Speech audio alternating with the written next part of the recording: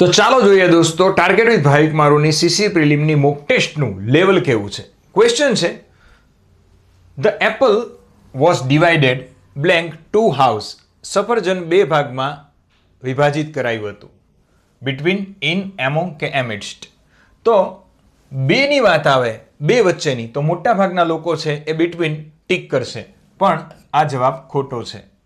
જ્યારે દોસ્તો કોઈ વસ્તુના પોતાના ભાગ પાડવાના હોય, બે વચ્ચે વેચવાની વાત નથી, કોઈ વસ્તુના બે ભાગ પાડવાના હોય કે ત્રણ ભાગ પાડવાના હોય કે ચાર ભાગ, કોઈ વસ્તુ કે વ્યક્તિના ભાગ પાડી દેવાના હોય ત્યારે એમાં ઇન અથવા ઇનટુ આવશે. એટલે સાચો જવાબ આવશે ઇન. બાકી તમને ખબર જ છે કે ત્રણ કે ત્રણથી વધારે વ્યક્તિઓ વચ્ચે કોઈ વસ્તુ વેચવાની હોય તો એમોંગ આવશે. ગણી ન શકાય તેવી કોઈ વસ્તુ વેચવાની હોય ત્યારે એમિડસ્ટ આવશે. હવે હું તમને ફરી એક વખત સમજાવું કે આપણા કોર્સમાં આપણે કેવું ભણાવીએ છીએ. દોસ્તો ડિવાઇડેડ ઇન અથવા ઇનટુ ક્યારે વપરાય?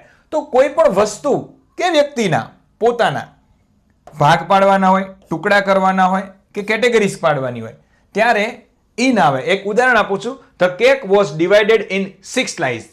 તો કેકના 6 ભાગ પાડ્યા. તો કોઈ વસ્તુના ભાગ પાડો છો તો ડિવાઇડ ઇન અથવા ઇનટુ લખી શકાય. ડિવાઇડ એમોંગ તો 3 કે તેથી વધારે વસ્તુ કે વ્યક્તિ વચ્ચે કઈ વસ્તુ વેચવાની હોય તો ધ પ્રોફિટ વોઝ ડિવાઇડેડ. તો વેચ્યું કોના વચ્ચે? Among the partners. તો 3 અથવા 3 થી વધારે પાર્ટનર્સ હશે. ડિવાઇડેડ બિટવીન, અને બિટવીન હોય તો બે વ્યક્તિ કે વસ્તુની વચ્ચે કોઈ વસ્તુ વેચવાની છે ત્યારે બિટવીન આવશે. The secret was divided between અસ.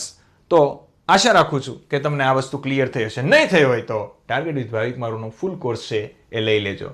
મળીએ છીએ નેક્સ્ટ શોર્ટમાં. ત્યાં સુધી બધાને મારા જય હિન્દ, જય ભારત.